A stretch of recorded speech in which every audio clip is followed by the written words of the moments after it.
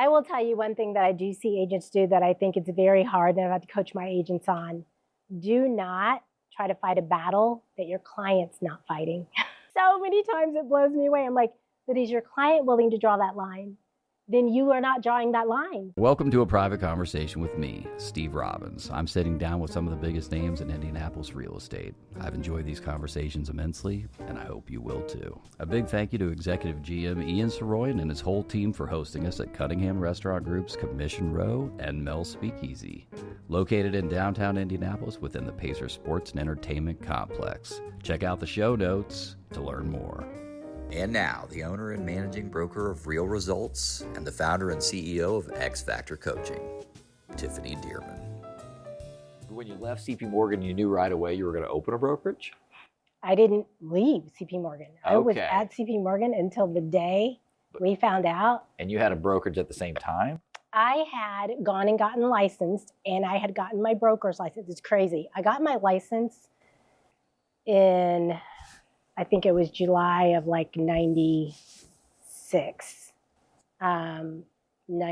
July of 2007. Yes. And then Rhonda was, still at CP2, but I had become a consultant. So I got my license so I could have a real estate consulting firm. CP was my number one client. So I wasn't employed by CP when they went out of business. They were my number one client, and I was doing their realtor program and coaching still the sales team. And then in 09, I think it was like December of 09, they went out of business. It was probably about 6 months before that Rhonda and I were talking. She's like, you need to get your broker's license. Because I don't even know who was holding my license at that point. But she was like, you need to get your broker's license. So I did. Okay. And then February of 09, we went out of business. December is kind of when we knew that things were, getting really shaky. But then we went out of business, and I had my broker's license. So literally Real Results was started the next day. Okay. It was me. What do you remember about that day? What I remember most about the day we went out of the day I started Real Results. Real Results. We'll come back to CP Morgan. Okay. So what I remember about that day was meeting with my friend. I call her my sister from another mother because she's awesome. Her name's Juanita. She was with CP. But she had already left and wanted to downsize and do the simple life and get some, land in Greenwood and stuff. And so that very next day, we made this really basic flyer that said, when God closes a door, he opens a window. Okay. And it was like, if you need your earnest money back or you need a home, call me. And we put it on all the model doors, any spec doors. Wow. And that was how Real Results was open. It was like, and I'll get you Real Results. And I was just able to, start a relationship with the executive, level, like Dan and, Chuck. And so I could help people get their earnest money back because they did want to do that if, they could. So did that. And then all my clients that I was working with at CP that no longer had a home, I could help them find a home. And that's literally how Real Results was born, just problem solving. Okay. Which is. And how long did it take before your business kind of moved away from the builder and maybe even new construction into, and how would you characterize your brokerage today? It was pretty immediate because I was doing listings. Right. So I'm getting calls from buyers. Yes. So it was pretty much a mix of my business, and still is. I still encourage, my agents to do both so that you can negotiate well, because you always, have a perspective of both sides of the transaction. And so I would still say today, now my daughter's on my team. She does a lot of new because of the nature of her clients, which are a lot of international clients, and they tend to like new homes. It's interesting in a lot of countries, buying and selling homes in a lot of countries is not normal. Like you get a home, you have it forever. And so they tend to want their own, and not somebody else's, so she sells a lot of new, but I do a lot of, resell. I mean, I don't do a lot of it now because I'm mostly coaching and training, so mostly referrals. But I mean, I would say even then, even though I was, listing spec homes and stuff and helping people through that process, I'd say the very next year, it was, more of just getting buyers and listing sellers. Traditional homes. real estate. Mm-hmm. It went pretty traditional. It was never all new. That was never really my focus. How quickly did times. you add the real estate coaching part? You said you were doing consulting kind of like Yeah. with the builder, and Yeah. that was kind of a different thing. But when did Yeah. you add agent coaching? So I have been coaching for at least 25 years because of, doing that at CP Morgan, being the sales coach and the trainer. Yes. But I started X Factor in 2021. Okay. I finally, with the help of my daughter, because it was a huge undertaking, taking all of that information and packaging it well. And I wanted to have an online course so more people could access it and it could be more affordable. So that's why I did that. But I actually launched that in 2021. Okay. Finally. Yeah. And is that today with the brokerage and with the coaching business? Where's your time? How's your time divided? More 50-50 or? more with coaching. I would not say 50-50. I would say more with coaching. I haven't really focused on growing the brokerage, but it is starting to grow. I have 4 agents now. So Okay. I had 1, last year with my daughter. Well, actually I had 2. So I have 4 now. So I'm just kind of letting, if people find me Right. and they're interested, because my focus is growing, X Factor. So I spend more time with that. I partner with new home builder sales teams. So I have a Yes. new home builder that I am working with right now and serving as their director of subdivision sales Okay. and coaching their team. And then I actually have clients that are not even in real estate, because the sales process that I wrote, I can apply to any industry. As long as Really? I shop their competition, I can write their strategic conversation, which is usually 7 stages of a strategic conversation that they can have with their clients to effectively get them closed and, have good customer service also. So yeah, I have a home health care business, Senior Home Companion. It's actually David Morgan's company. Okay. So I met with them yesterday. So I coach their team. So I just like coaching sales organizations, really. But real estate's, where I've been. So that's Yes. where I have my online courses. So I figured going deep there makes sense first. But Well, you're renowned as a wonderful trainer, and I've seen you in action many a time. Thank How did it you. all start? You started with the builder, CP Morgan, Yeah. in sales. And how did you even end up? You'd moved from Oklahoma to Indiana. Yeah, moved from Oklahoma to Indiana 30 years ago, trying to get out of California because I think we had the Rodney King, we had the earthquakes, like all of that. And like the year that I was pregnant with my my daughter, and I was like, I don't want to stay here. So How long had you been in LA? well, it was Or not LA? Redondo Beach Okay. and like Aliso Viejo, I think. Okay. Part of the areas that are really, unfortunately, dealing with the horrible brush fires and stuff Yeah. now. So we were there. I was there like maybe 3 years. I was working for Kraft General Foods. Okay. They had a national sales meeting. I met somebody. You're in sales? I was in sales for Kraft General Foods right out of college. Gotcha. Yeah. So they had a national sales meeting in Miami. And then that's where I met my kid's dad. And so I moved to California. Didn't love that. So we said, okay, let's start interviewing. Whoever gets a job first, that's where we'll move. So it wasn't, terribly strategic. So then it was like, I guess it's Indiana. And all I knew about Indiana is what everybody else knows, and that's the 500. Right. I was like, well, this ought to be interesting. Yeah. So when you first got here, how did it meet or I not loved meet it. your expectations? I loved it. It was a lot like Oklahoma. It's a lot Midwestern, personality, family oriented. Lived in Greencastle. DePauw is a great university. Was so fun living, campus town, all the events and stuff that would go on, small community. Kids loved it, the football games and stuff. So it was great. And then when they got about school age, we were going to church quite a bit further in Indy. It's like, we'd like to get closer to Indy, and started looking at really strong school systems, in Plainfield was at like the top of the list. So we ended up moving to Heartland Crossing. So that was the first house we built. And it was great. It was a CP Morgan home. Yeah, that was a CP Morgan And that's home. how you got introduced to the home builder. Yep, And that's so how I got how introduced. did that turn into a job? Yeah, so that's a funny story. So I was out there. So my realtor had taken me to the Heartland Crossing neighborhood. I think the Colony is the one that we built, and there's like 8 neighborhoods out there. So we're talking to this salesperson, which happened to be Mitch Davis. So I don't know if you'll remember that, but he was explaining things to me, and he said, do you want to rough in your garage? And I was like, well, of course.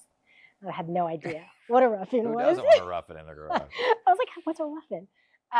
So then about 5 minutes later, I was like, Mitch, what's a ruffin? I have no idea what a ruffin is. I probably do want one. And he laughed. He's like, you should get a job here. I was like, yeah, but you guys just like sit here. Like, how much can you really, make? How good a job is it? Because I was always in business to business. I worked for Kraft General Foods, Pitney Bowes, selling copiers. Like I did all the business to business stuff. We had to go out and get the business. I'm like, you can sit in a model. And when he told me, I was like, okay, where do I sign up? It worked out for you. Yeah, it worked out great. And Rhonda Cooper just happened to be, she had already started, she was a realtor. So she was doing flyers for, renters, for people who were renting. Yeah. So she was working with Mitch. She just happened to come in that day. We hit it off, started talking. She was like, if you'll apply, I'll apply, and we could like job share. And I was like, okay, but I just met you. I'm not sure how that's going to work, but I'll try it. So it was great. The rest was history. She said really basically the same story. Did she really? Pretty okay, much. good. Did she tell? Yeah, she better be telling the same story. Yeah, which is great. You guys, at least it's the same story. Yeah. You remember it the same. That's important. Then, so how long were you in sales before it turned into sales training and management? Ooh, now that, I think it was about, I'm going to say 5 or 6 years that I was in the field. Rhonda and I job shared. It was a beautiful thing. So we were like one person. We created that whole job share thing with CP Morgan, which was really fun because we really did not work part-time at all. Right. We just had flexibility because we both had young kids. So they all grew up together. And then went into management. So the West Side, it was a regional manager of the West Side, and then training. So I'm going to say that was about 7 years before I actually ended up doing the training. Yeah. Okay. Well, it was really fun. And that was so my passion. what even prompted you getting into management or doing the training? Dan Horner. Dan Horner. He was phenomenal in terms of identifying skill sets and potential. I really had never, I know I always loved breaking things down. I do love just studying what makes people successful, even if it's sports. My kids will tell you I get on their nerves. So I'm like, if you'd have just, they're like, you don't even know basketball. You don't play basketball. I'm like, yeah, but I can just see it. It's so funny. So I've always enjoyed that. And so then after, we did a really good job with sales. We were, pretty much, surpassing our goals. It was really fun. I wasn't great at managing. I love leading. I'm not really good. Like Rhonda's a phenomenal manager. She is so good at that. Like she loves the rah-rah, and I like cheering people on, but I just managing wasn't my thing, but coaching and training was definitely my thing. And I remember Dan saying, I think you should do this. And then of course I had the owner's son in my very first training class. So I was like, well, I'm either going to have, some job stability or I'm going to get let go. David Morgan, who you're now coaching his sales team. Yeah, so evidently you did a good job. I think so. I think I did. And he says until this day, because he would not probably classify himself as sales personality. I was like, just do what I tell you. You'll be a rock star, I promise. And he was one of our top salespeople. So it went really well. I recognized when I was in the field, and we had like different partners that would come through. Rhonda and I were always a team, but every once in a while we would have another person with us. And I just recognized that, salespeople would just grossly underestimate their ability to influence by not having all the information and the skills that they needed to make people realize that they needed them. And so I was like, oh, I can just see if you just would have said that instead of that right then, you would have had them, So I think it was just innate, just God-given. I love it. Love it. Very passionate about it. Well, and now you have your own coaching company. And so how are you going about, how are you reaching people as to letting them know that you're in business? And well, and I definitely want to get into Sure. what I haven't done a lot. I want to hear your answer to this question, but Sure. I also want to say that what I haven't done a lot in these conversations is talk necessarily about some of the technical aspects of different like putting in an offer, handling the ups and downs of inspections. You're going to have some amazing insight on that I think will be really beneficial for people. Okay. But anyway, so tell me about how the coaching business is going for you.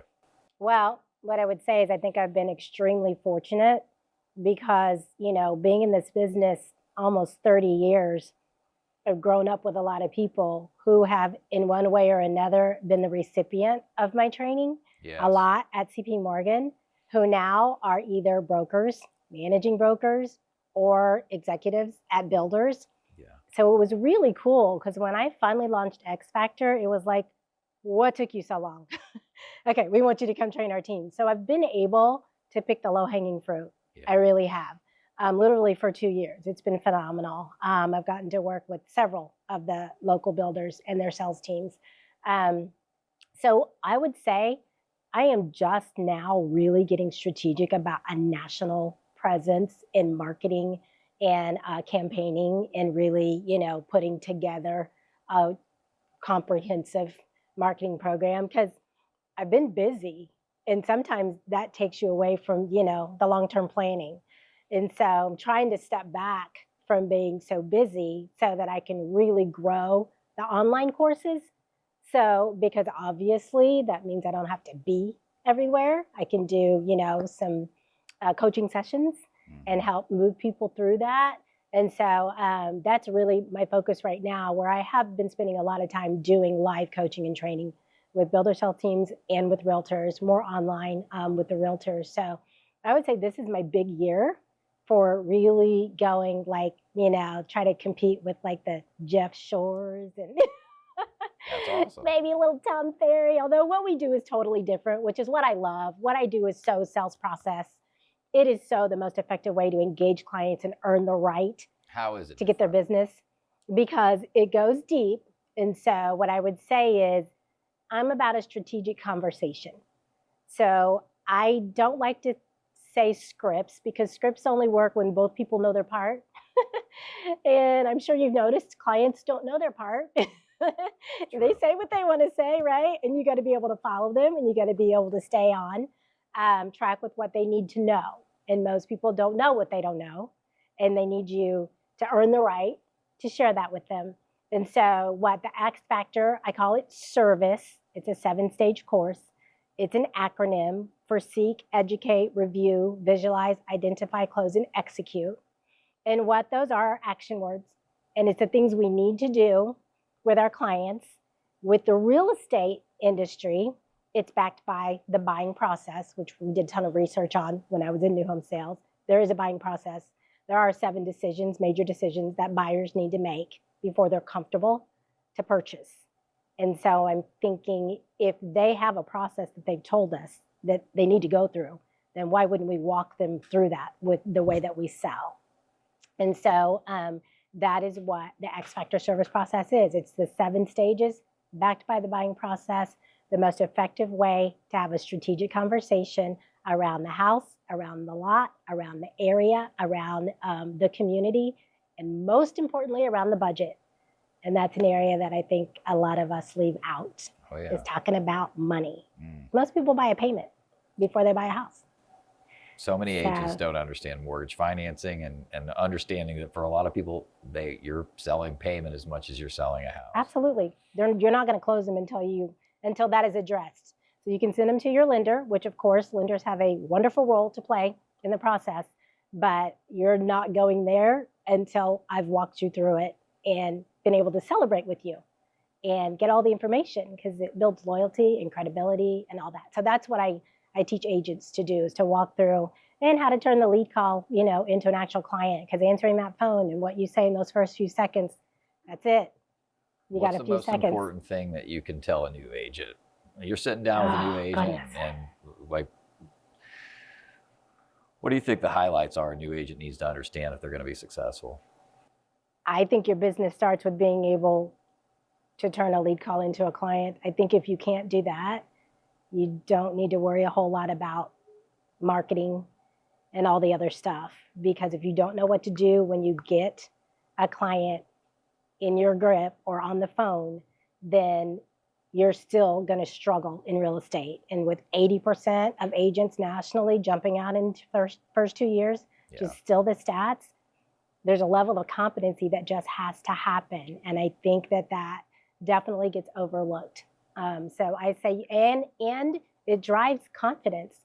When you feel confident, you feel confident. I'm just talking to my new agent this morning. She's like, I just got to put myself out there because I just got to, I want to feel confident. And I was like, well, next week we're doing lead calls. We're doing the X Factor coaching with my real estate team on lead calls so that you can feel confident making those calls and taking those calls, because it's a little bit different when you can be prepared before you make it and when you're just taking it and you got to go with the flow. So I think that's huge. So what are the most important things they can do to prepare? When they have the opportunity to prepare, then depending on the level of information they've gotten, maybe they can, research that market a little bit. But more than anything, be prepared with knowing what your client has to know to make a confident decision. You have to know what those things are, and you have to know how to work your client through that and work them around their own mental roadblocks. So be in a place where you have quiet and you can focus. Have any information, a place to take notes. That's probably one of the biggest things. You've got to take good notes. I still handwrite them because when I read handwritten notes, I remember more than when I type them. Plus, my car is my office still. Right. So I can always have a binder with me. I can always have my laptop up, right? And so you got to be able to take really good, copious notes so that when you follow up, you have personality type notes that your client has shared with you, because there's always going to be something going on in their life. And you have, the demographic stuff, like the budget, the area they want to be in. So be prepared to take really good notes with your client. I would say that would be huge. Yeah. Yeah. So what's for an agent that's been reasonably successful, new agents I've been talking about quite a bit with guests and what advice they have for them, because I think it's so difficult to become a successful agent as a new agent. And as you said, a small percentage make it. Mm-hmm. But there's so many agents that are kind of stuck. Absolutely.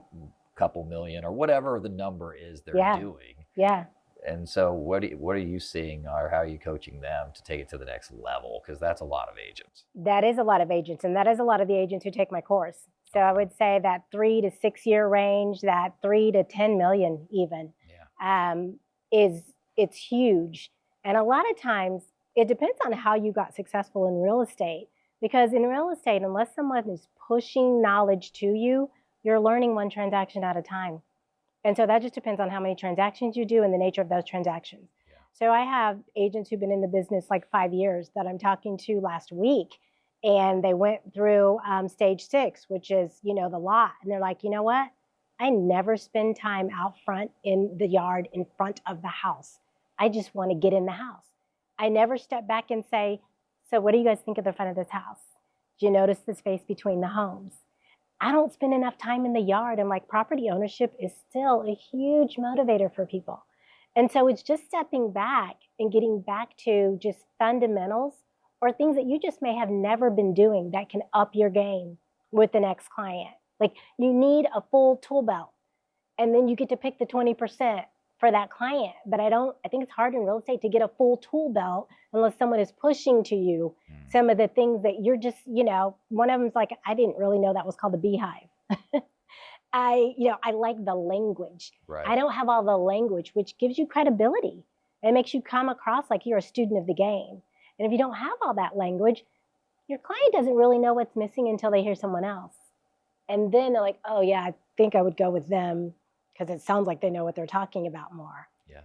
And I think that can happen very easily, and you can be 5, 6, 7 years in the business. And that level of just professionalism, credibility, competency, confidence, you can just ooze it. And then people love that. When they can tell you love what you're doing and you're enthusiastic about it, that's contagious. And people love that, and they will respond. They will respond off that. I always tell my team, possession time wins games. The more time you spend with people, the more likely it is that if they don't buy that house, they are bought. They're sold on you. Yeah.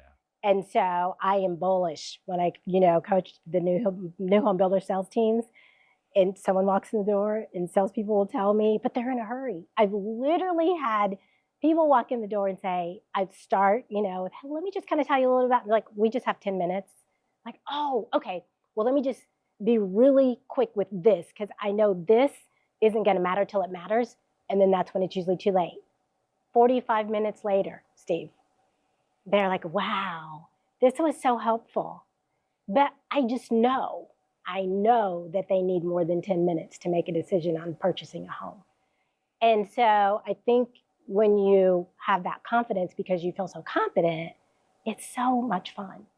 So that's what I would tell agents who've been in it, years, that there's probably still some gaps that can just increase your conversion 10, 15%. Just huge. I mean, another couple of houses, You're coaching, obviously sales processes, really your baby and your thing. But how much are you talking about prospecting? Because I mean, you gotta get them to come to you before you even can convert them. So tell me about that's true. I always in your coaching. I do. Well, we just finished our roadmap, which is the lead roadmap. So, and that is stage 7 of the process, which is follow-up, which starts with, do you know how to actually status the people you're talking to, whether they're A, B, or C, and then what are you doing, to get them? And so everybody on my team has different ways that they prospect. I will do leads. I will provide company leads because I want them to be talking to as many people as fast as they can to get confident. So for me, it's more of training, but for them, it's, obviously also clients. Yes. So we talk about, you need to do everything. I am still a firm believer in handing out your business card 10 times a day. The face-to-face thing, I'm a firm believer in. We went and did a whole meeting just knocking on doors. We knocked on businesses. Really? In Brownsburg, because that's where our office is. So we just went, and it was so cool. Learned so much. People work at businesses. People work at businesses that want to buy houses. What's that look like? You went up. Give me an example of a business you walked into and how that all shook out. We walked into the pet shop. We walked into Key Bank. We walked into another bank. It's like, hi, I'm Tiffany. I'm a local realtor in the area. I'm just out introducing myself to the local businesses, kind of seeing, how's it going? Ask them questions about them, their business, how's business been today? Have you thought about, ever buying a home? Or if you do, you can have my card. That's it. I mean, they love it. It's like, nobody does this. Right. Just that alone, I think, kind of demonstrates a level of tenacity and friendliness. People will trust you. So we do that. And then of course, there's social media. That's big for my daughter who's on my team. She is big with social media and she gets business out of it, but she educates people on social media. It's not just, sometimes it's showing houses, but a lot of times it's sharing information, that makes people go, oh, I was thinking about that, So she does that. And then, you can pay for leads. That's another way to prospect. Community events. We have several community events that we do annually. With the brokerage, just to, be involved in the community. So I do get business that way. And I get a lot of referrals. I mean, my business is working hard with people in front of me so that they'll, refer me. So I do get a lot of that's Absolutely. Mostly what I do. It's referral business right now.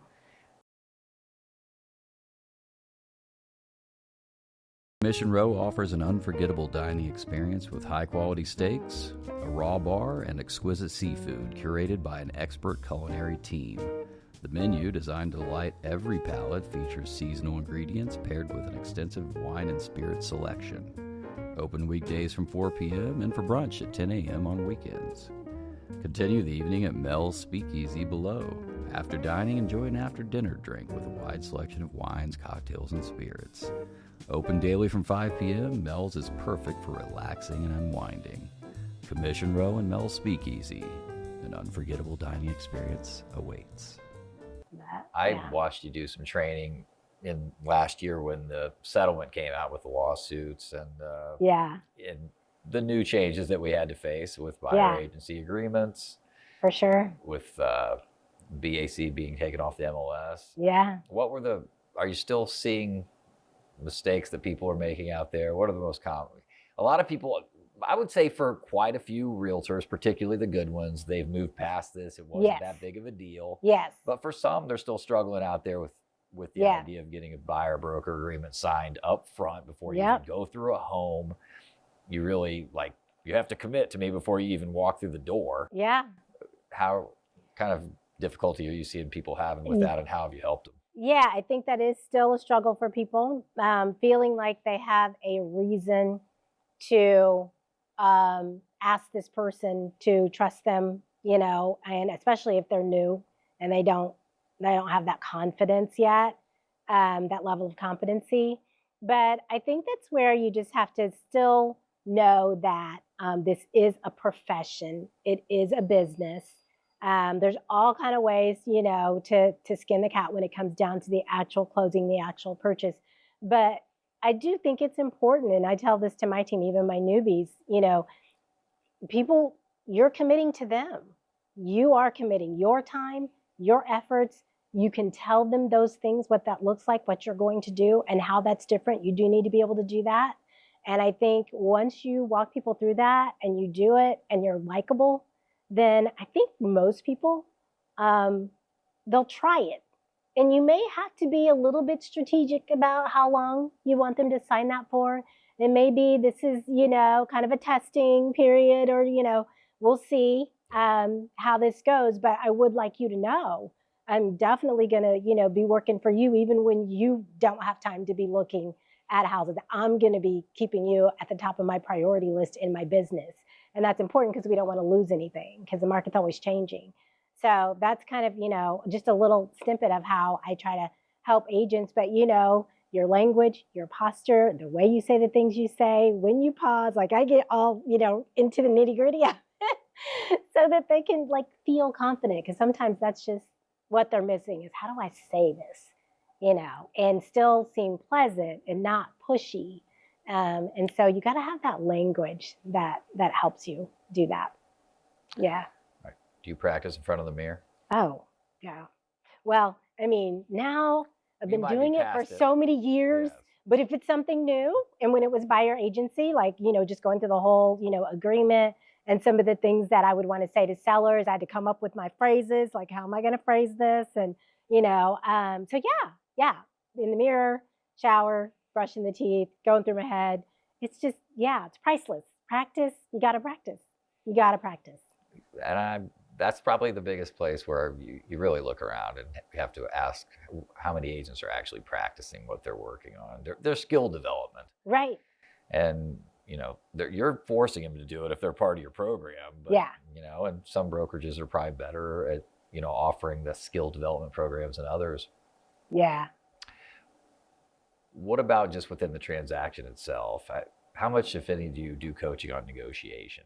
I think that's a place that a lot of agents don't really have a lot of practical experience in, and then they get into transactions, and even if they've been doing it for a while, and I feel like negotiations isn't something that's talked about a lot, actually. Yeah, again, I put that in the context of a strategic conversation. You need to be strategic. First of all, you have to have some foresight. You really kind of need to be able to anticipate what's coming. I think the best negotiators as real estate agents or anywhere, they already have a real good idea of what are going to be the things that are coming. Because I'm like, okay, but I know they're going to say this, so let me go ahead and play that all the way out. Yeah. I was even talking to one of my salespeople who made a mistake on what they told the client they could get, and the company didn't offer that.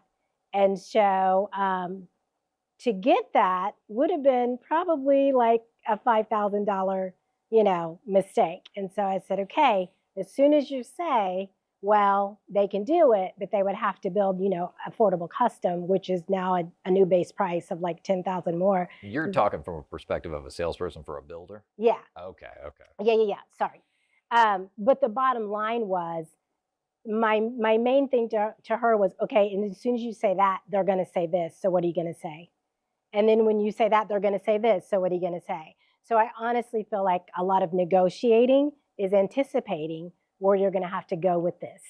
And that's why I feel like, knowing both sides of the transaction really helps you. When you have the mindset of a buyer and you can have the mindset of a seller, then you can help your buyer. So it's not just your opinion, because they don't really want our opinion. They want our professional opinion about things. But when you can say, well, what I've experienced, that's a good, phrase to use. What I've experienced a lot with sellers is this is how they see this. And when I'm talking to, a seller, well, I can tell you what I've experienced with buyers is this when you're wanting to do this.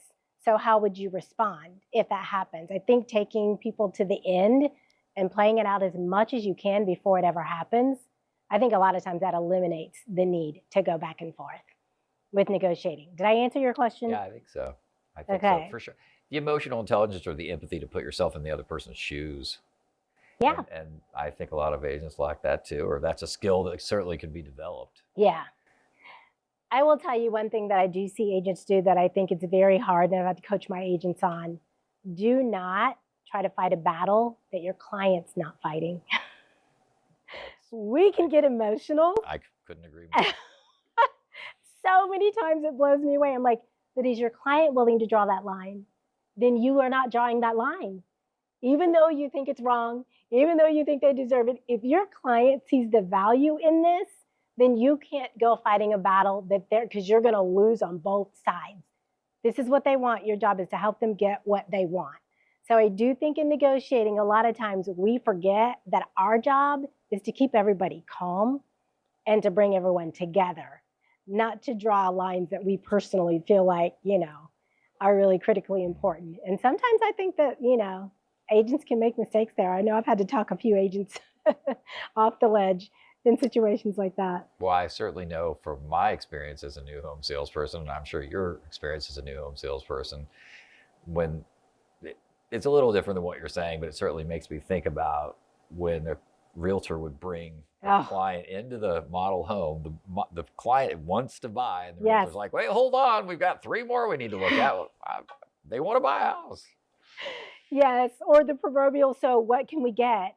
So do they get this? Yeah. And I'm like, oh my gosh, they're getting so much more than that already. Let me tell you what they're already getting, And so sometimes we overcomplicate things with negotiating.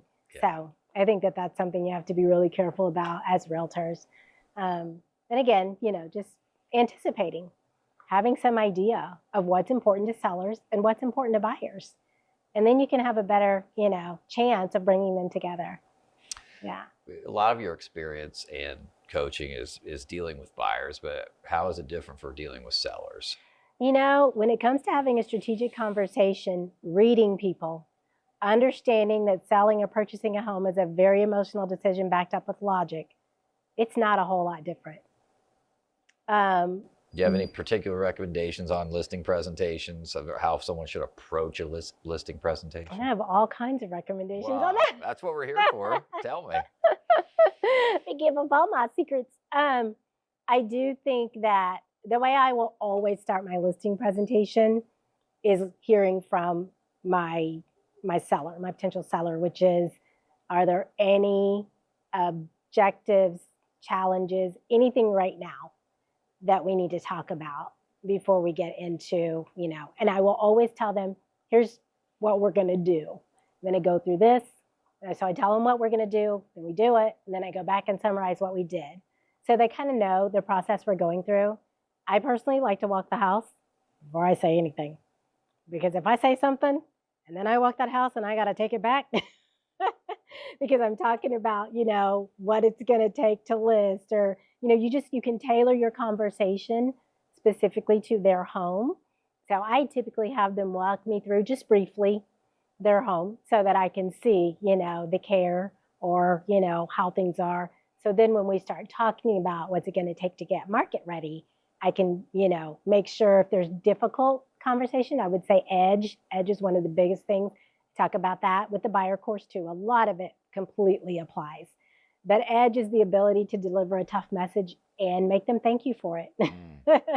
Now just save it. That's a special skill. That's a special skill, but it is an amazing skill. And when you can do that, then most people will absolutely trust you to negotiate for them.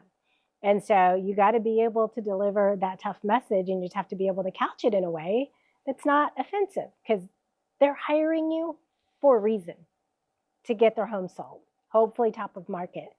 They need to know the reality of what that looks like. Well, what's a tip in being able to do that effectively? Edge. Yeah, what's a tip there that what is it that people usually are missing in being able to do that? Is it, how much of it's empathy? How much of it's, I don't know.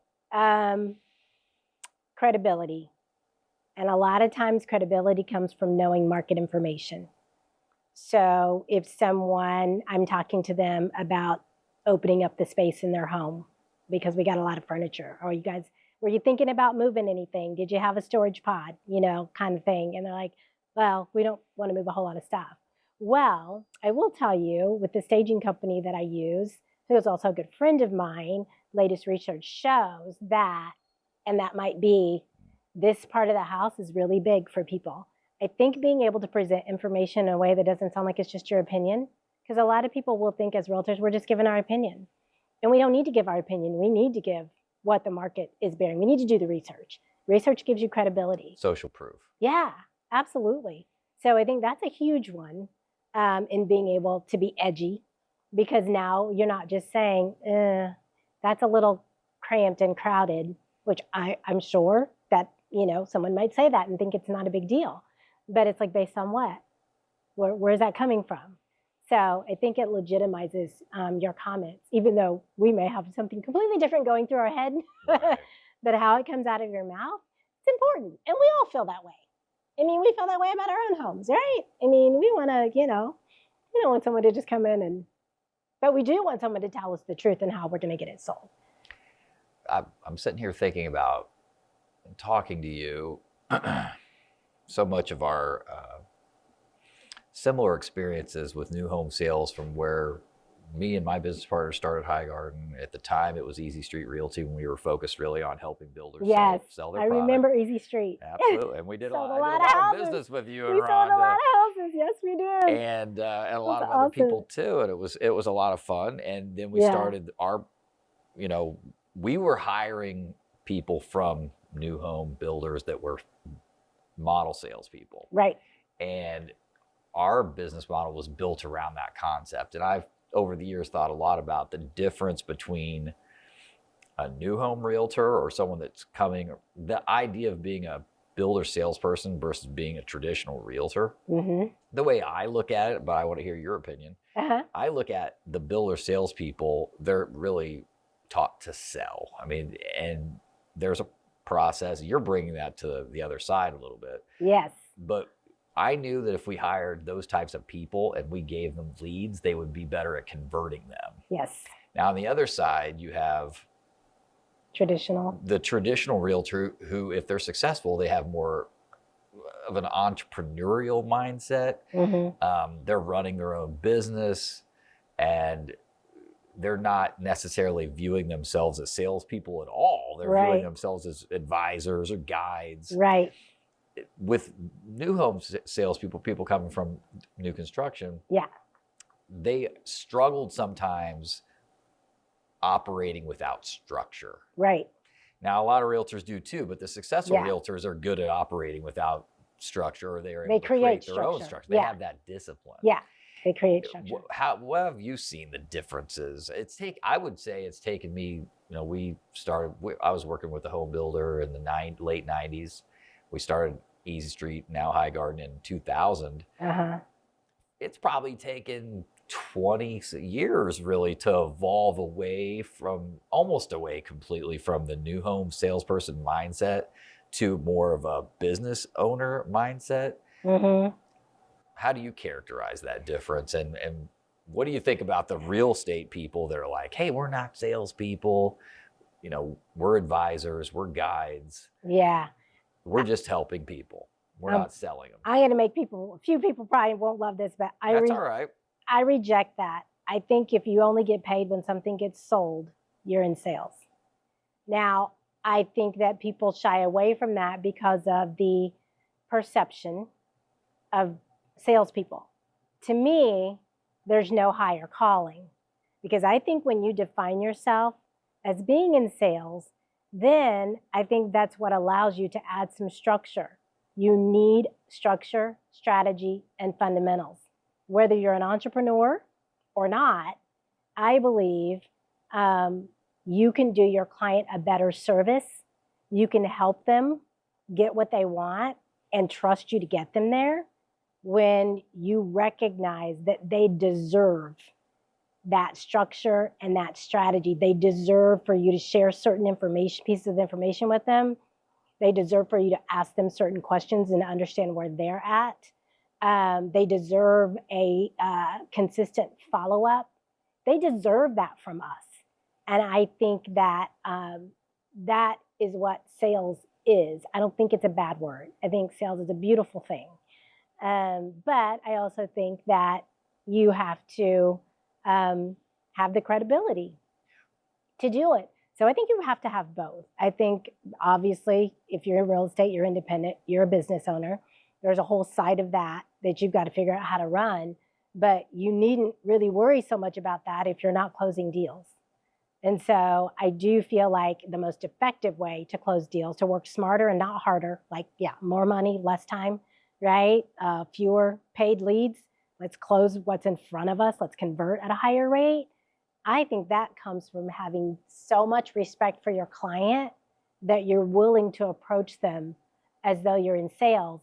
And I am so bullish and passionate about that, because every single time I work with clients or I'm helping builder clients, they are so appreciative. And they always say, wow, you have shared so much information. No one has taken this much time. So I feel like that is just a way to say, I really appreciate you and respect your time, to treat your clients as though they are a customer and you have something to help them buy. Now, that doesn't mean you're selling them the house you're in, but you are helping them understand what those decisions are, and you're asking them those questions. And that's why I like to call it a strategic conversation, because it should be a conversation, even though there's a strategy to it.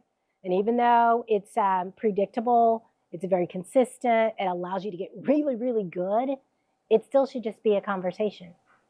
You shouldn't feel in any way, shape, or form, besides I'm just wanting to know, in the areas that I know that are most critical, what is it that you're looking for? And did you consider this? And have you thought about this in 2 years? And is this really where you're comfortable with your budget? And did you realize that you could see this? Like, that's my job. So that's how I feel. It's a good answer.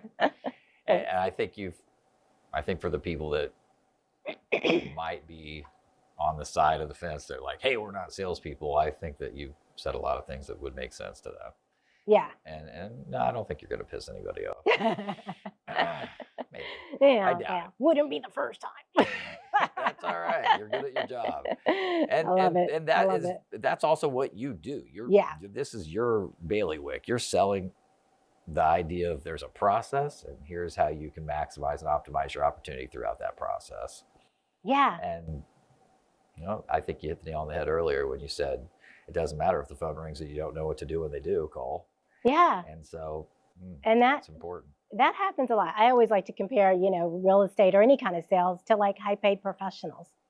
And I'm like, the highest paid professionals in the culture get paid to execute, not to create. They get paid like Tom Brady, Michael Jordan. They get plays and they execute better than anybody else. And because they do that, they get fans who love them. They keep coming back. They make more money. And sometimes I'm like, I think sometimes we just make it more complicated than it needs to be. Just execute on something that's proven to be really successful. I mean, we had like 40% conversion in our neighborhoods. It's crazy. It was crazy. 4 out of 10 people. And I just, tested it again and got that same thing back in October with one of the builders I was working with. Really? Yeah.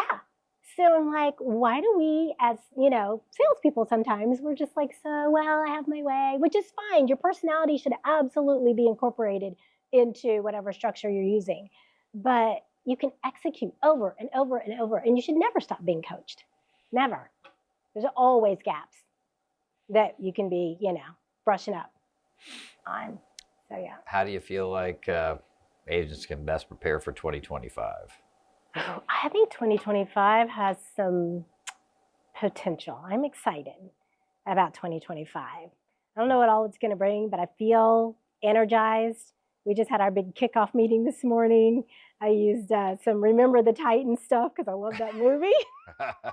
It's a big motivator for me. Quite a bit here. I do. Well, I mean, I've got 3 boys, and I'm from Oklahoma. We're big football people, so I guess I am into sports. So I love that movie, but not just the sports of it, but obviously it was just a game changer for a whole town because he was really passionate about something and nobody else could quite see what he was doing. And I love that. And I love, there's one clip that I played where they're in practice and he's like, we're going to change the way we eat. We're going to change the way we run. We're going to change it. And I was like, what do you need to change this year in your business?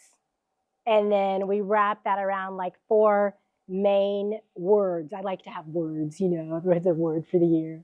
So it's like, let's have these 4 words this year that really define what we're trying to accomplish. And the first one was me challenging them. So it was challenge, like something that you think is very difficult or almost impossible. What is that challenge this year? And then I want you to engage in it, like engage deep. I think oftentimes in real estate, some people get into it and they just kind of skim the surface of it and then they'll get out, or they'll say they're in real estate, but they're not really going deep to see if it's really what they want to do. So as far as I'm concerned, you need to go deep so you can discover if this is really your thing. Because if you're not doing the stuff, then you're not doing the job. So you can't really know if it's what you really want to be doing. So I'm challenging them to engage so they can discover, so that they can execute. Because I'm like, get it done. If you don't execute, then all the rest is kind of like fun, but you got to execute to get it done. So I think with that, and just focus on the fundamentals. Like we are back to the fundamentals. In fact, it was one of my agents who did like 14 million last year, 14 million 2 years ago, 9 million last year, different year. It's like, I really wasn't doing much with all my leads. I mean, I was picking the low-hanging fruit. I wasn't managing every single lead that comes in. I wasn't statusing every single lead. I did not have an 8-week plan for my A leads. I didn't have a 6-month plan for my B leads. I didn't have a 12-month plan for my C leads. I didn't really have a plan for how I'm going to touch my clients, even though they're under contract, or until I get them under contract, and then my sellers too. And then how am I going to nurture them once they've closed with me to make sure I get, so we like broke it down and they had to give me all that. And they're so excited because they got a roadmap. It's a plan. So now you've got leads, you know how they're statused. You've got your roadmap for how you're going to work each one, depending on how they're statused. And I mean, just that alone can like be life-changing, right? So I'm pretty excited to see how they all, and of course I get to hold them accountable, but how they work through that. So I think 25 is, got a lot of promise. What do you think will be different about it than 24? Anything specific? Oh, I think 24 that's tough. It was tough. 24 was tough. Just for the industry. I mean, really, it's been almost, we're going on 3 years of kind of tough. Yeah. Overall. I would agree with that. We've seen already an uptick in leads. I don't know what you guys are seeing. We have. But with the builders and with personal business, we've seen an uptick. It just seems like maybe consumer confidence is a little bit more positive. I think people are still, hoping for rates to, kind of come down a little bit, hoping for, things to be maybe more affordable. I just think there's at least hopefulness, maybe. So we'll see. I mean, you still got to do the fundamentals though. You can't get away from that. You still got to do the basics, do the fundamentals. All that can do is exponentially grow your business. But then you're ready when, the water gets low. I tell my team, water gets low, you can see the rocks. You guys are seeing the rocks. You're seeing the areas that you got to Right. manage, because when the water's high, it covers all the rocks and we get really excited. That's good imagery. Yeah. Yeah. So we've had some low water. Let's hope it starts to rise a little bit this year, but then let's be ready for it. You get in front of your clients now so that when they start thinking about making a move, if rates go down, you're the one they think of, right? So yeah, I'm encouraged. We'll see, but I just, I think there's a lot of optimism, and yeah, we will see. we will. One of We these days, will. rates will improve and demand will pick back up a little bit. Yeah. And even I think that even without rates changing much, there's so much pent up demand I agree. that there's people that, yes, they have a interest rate that's locked in at 3 3/4, and they don't want to really sell their house. Right. But life changes, and a lot of those people have been holding on for a year That's right. or two, and they're like, That's I can't right. hold on any longer. That's right. A lot of people are sitting on a lot of equity. Yes. Seen more cash purchases than in a long time because people are selling their house and they're Definitely. just paying cash. So the Yeah. interest rate is not, baby boomers that are downsizing, want the, ranch homes, a lot of those. I've seen a lot of that. So that's encouraging. Well, you're wearing a lot of hats, but I mean, wearing the brokerage and the coaching have to take up a lot of time. Plus, you have family and you have 3 children. Is that right? Six. But you're in a blended family. Are Yeah. you? 3 boys, 3 girls. Tell me about Brady Bunch. Tell me about being the Brady Bunch. That is an amazing story, a whole other story. So we'll be celebrating 9 years in May, my husband and I. And so his kids lost their mom to cancer. And so that's just, and she was a Butler basketball player. So they just did a huge tribute to her. Wow. Yeah, so her name was Angie Dearman. So we met. It's just like, I'm going to write a book. Okay, I'm going to write a book. I've got the title. It's going to be called Are you Ambush. actually going to write a book? I really think I am. I haven't done anything with it yet, so Am you I can supposed ask to- me Do again. you want me to hold you Yes, accountable to this would you? concept? I'll Yeah. be happy to. I need to do it. You have a title? Ambushed is the title. Wow, Mhm, that's a yeah. heck of a title. Some positive ambushes. Ambushes can be good. Okay. He completely ambushed me. So he knew who I was. I had no idea who he was. So it was really cool. Very cool God story. So going on 9 years. So we have, these are the young ones, 15, 18, 16, 18, 20. And then mine are the old ones, 24, 31, and 32. And so it's so cool. They all just like kind of pair up, so we have a lot of fun. We have our built-in teams. If we want to play sports or anything, we've got plenty of people. So that's Yeah, a lot you of do. fun. Yeah. So we why do. a book? Because it's such an amazing God story. So faith is a big part of my life. So I was single for 9 years. Not only single, but did not go out on a date. For 9 years, no dates. Not one. Wow. I was busy. I know. People, he You even were looked busy at me like, or you were unavailable? I did that too. I just was focused on raising my kids. I mean, 3 kids, they were in middle school Yeah. then. So it was a lot. And I just didn't want to complicate their lives, honestly. So, but then met him and it was just like, I knew it was the thing. So we were engaged after 4 months, but then we didn't get married for a year and a half later. Okay. So we did some neat stuff, just, getting to know each other and our kids really well.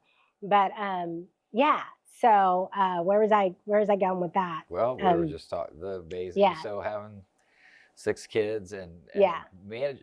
time management. Yeah. You have to be a master at it. Oh, Are you a that master depends of on who time you management? ask. Okay. I doubt it. I don't think so. It's another skill that realtors struggle with. Oh my gosh. I do block now.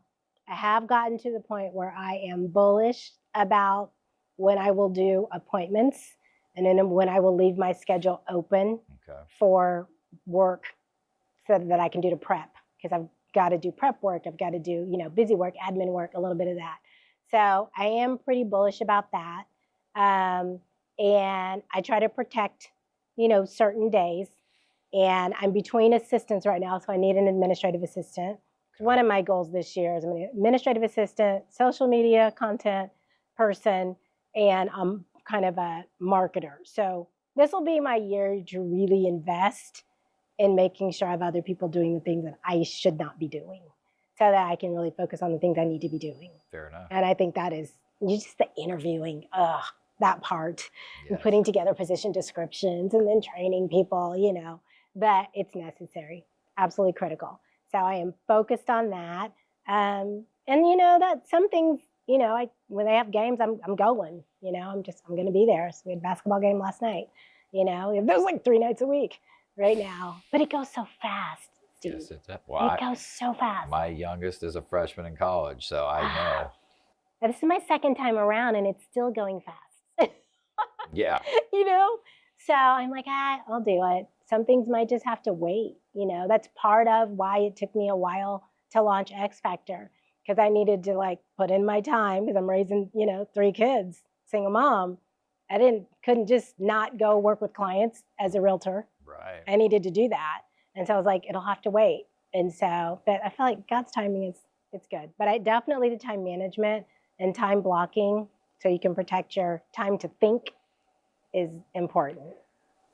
Social media, how are you coaching agents? What are your top tips for social media with agents? Are you coaching on social media much? I don't really. I mean, I have some standards for my agents on what, you know, we want to do as a brokerage. As far as like, when is the best time on the different platforms to post certain things. Every social media content person I've talked to seems to have a different, you know, answer to some of those questions. I think you got to kind of be there. It's one of those things you can't really afford not to be. But it's not my thing. I would much rather somebody else be doing it. When someone else is doing it for me, it's great and it's consistent. Right. And, you know, people know kind of what's going on. And I think, you know, people appreciate that. They got to find you, because that's where they're going now. But I just tell them there's no such thing as, you know, a personal versus a business account. Not only, even if it's your personal account, you've got to present yourself professionally in the way that you want people to see you, because they can find you anywhere. So I think that's the thing you got to, I think, be careful about with social media, is just, you know, what are you putting out there? And if you're going to have it, are you really using it to your advantage as far as, you know, real estate goes? So, yeah, I like LinkedIn. Not exactly where you're picking up a lot of home buyer and seller leads. But yeah. No, but for the coaching. Yeah, for the coaching. It works. For sure. It works. Yeah. Oh, where do you want to take the coaching? That sounds like it's going to continue to be maybe a bigger and bigger part of your focus. Yeah, I would like it to be. What do you want it to look? Well, you're throwing out Jeff Shores and Tom Ferry. I mean, you're not shooting low. I am not. So tell me what that looks like. I think there should be a minimum barrier of entry into real estate. And I think that the service process should be second nature and a part of what realtors learn when they're learning how to, you know, start their business. I truly feel like it should be part of whatever other technology, things that you learn, you know, that my board requires you to do.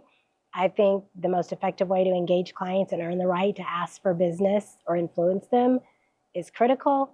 And I feel like it should be a national brand that is just, and it's really, really pretty unique. I don't know that, especially as real estate, there's really no one putting that out there like that.